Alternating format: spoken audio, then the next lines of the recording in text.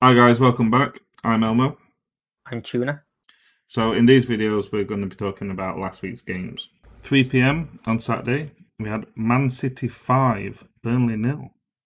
Yeah, hat trick from Riyad Mahrez, his first in Man City colours. Benjamin Mendy's first for the club, and another City goal for Ferran Torres gives them a pretty resounding win. I said at some point City were going to put a few goals past someone, Yeah, and it certainly happened.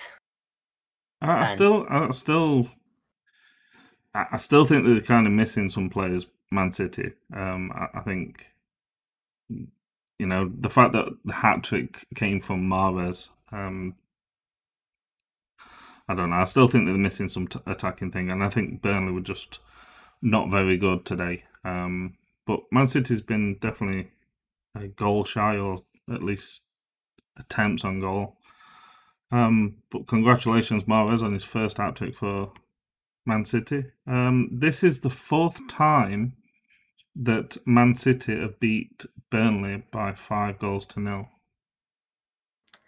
yeah, Burnley must see this fixture and just be like, well, I don't even want to turn up for this. The last 7 meetings between them has finished Manchester City 28, Burnley 1. So yeah, it's definitely one there. You just sort of think, nah, I don't fancy this one at all. And it sort of shows why Burnley are struggling this season. It Yeah, just and I wasn't think this is the impressive. time that it's a good time to be playing Man City, but when you're Burnley and you're not having a very good year yourself, then this is also the first time in 7 games that Man City's won a game by more than 2 goals, or It scored is. 2 goals. Well, So yeah. And yeah, Burnley just didn't look good from start to finish, front to back. It was just poor all around. I take nothing away from City. The goals were all pretty decent goals. yeah, Two little curling efforts from Mahrez in the first half. I say first half, it was first 20 minutes. So yeah, I think Mahrez's second goal kind of pointed out Burnley's issues because it just walked past the defence. There were no defenders that was actually putting any decent effort to get the ball off him, and I think that definitely showed this game with the defensive issues that they've got more than the attacking issues. yeah, definitely. I mean, pretty much all the goals were too easy. You look at Torres, well, look at Mendes. First of all, the space he had out on that wing, absolutely nobody picking him up. Yeah, And it's his first Man City goal after 60 appearances.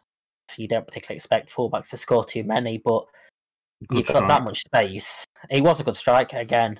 All the goals were pretty good, but Yeah, when you get in space, it's that easy to do. You just got to get it on target, really. And say with Torres as well, Jesus has the time to trap across and find a pass before Torres find it home in the area before either of them were really closed down, and yeah.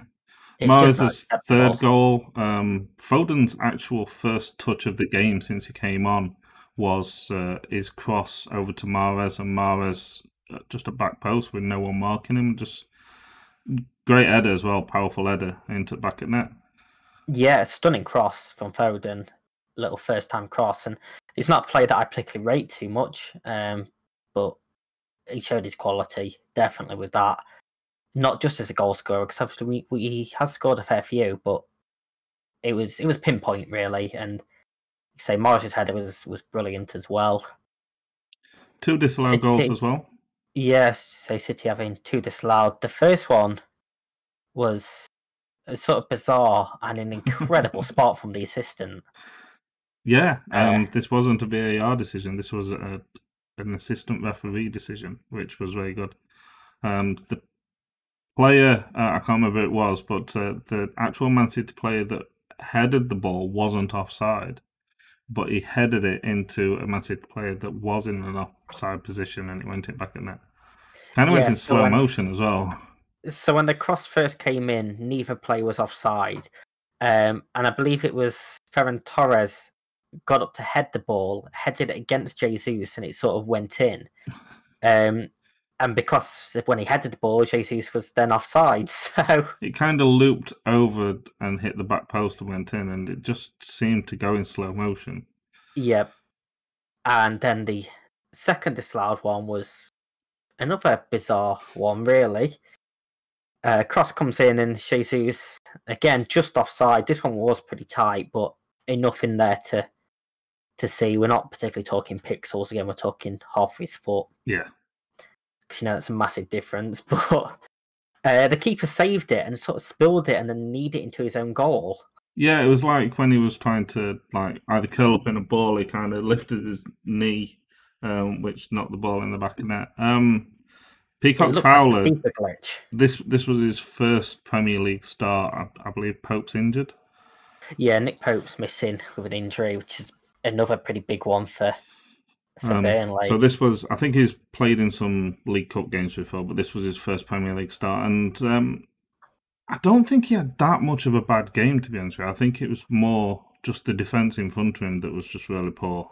But I think he'll definitely be happy that he'll definitely be happy that the goal didn't stand because of the offside. You don't want, on your first Premier League game, you don't want an own goal put aside.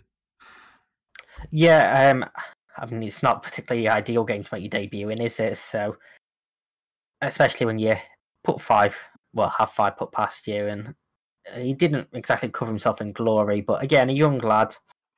He'll probably be missing from this weekend. Pope was out because of concussion, or being checked for concussion, so he may be back this weekend. I think they've said that Pope's back this weekend, which it seems kind of harsh on the young keeper because he's not getting another chance. It kind of seems like he's had one bad game and then he's not playing another one, but it will be because the first team keeper's back. But I hope he does get some more chances. It's going to take some getting over.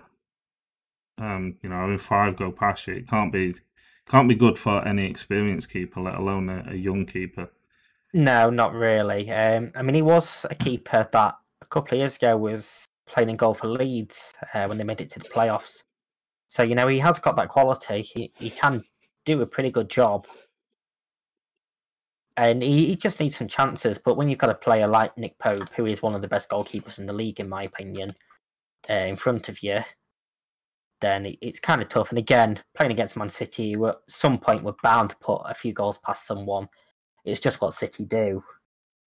Just looking at Burnley's next game, and Burnley's next game is against Everton. So I kind of feel that maybe even if Pope is back, maybe give the youngster another chance just to show that it's not just because he had 5 scored past you. But then there's also the worry that Everton could turn it on and just score another 5, and then that'll just destroy his entire career and confidence completely.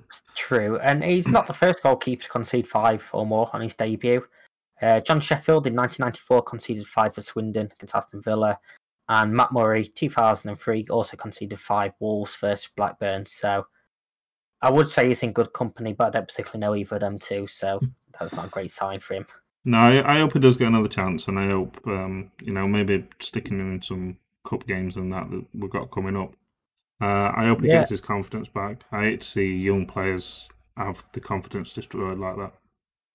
On the City side, another 2 assists from De Bruyne. I know they don't particularly rely on him, but he's by far and away their best player. Yeah. I think for Man City, they've spent far too much money on their defence over the past year or two, and the attack just doesn't look there. They've got players like, obviously, some of them are injured and missing, but you've got players like Suarez and Sterling that usually score all the goals, but they're just not the City that we know this year so far. This is the kind of scoreline what we expect to see from City, but is it just because Burnley was playing poor? Is it just because Mahrez just really turned it on this game? Yeah, and the crazy thing is, so they won by 5 goals, and it gives them a +4 goal difference. So it sort of shows how their season's going. Yeah, I was keeps. very close on this. I had a 4-0 victory for City. I had 1-0 against Burnley just because I wanted Burnley to get a win. Well, the second win. That kind of leaves Burnley in the bottom three. They're currently 18th with 5 points. So we've said in previous weeks that there's definitely a lot of work that Burnley need to do to improve there. Man City are currently 10th, still below Man United. I just want to point that out, but they are currently 10th with 15 points. So the 6 points behind Liverpool, which isn't much at this point in the season, but it's not something that you expect to see Man City all the way down there. But again, we've said between 1st and 15th how tight it actually is. Yeah, Over the coming weeks, 2 wins from City, depending on how other results go, they could be in top 4. So we'll definitely see how that plays out. yeah, and like I say, along with a couple of other teams, United, one you mentioned, they've got that game in hand as well. Yeah, which I think they're going to try and fit in January, depending on FA Cup and other fixtures and whatever. So we'll see if that makes a big difference as well. Okay, guys, that's it for this week with the match reviews. I hope you enjoyed them all. Hopefully you check them all out. All 10 should be up now. Don't forget to check out next week's videos.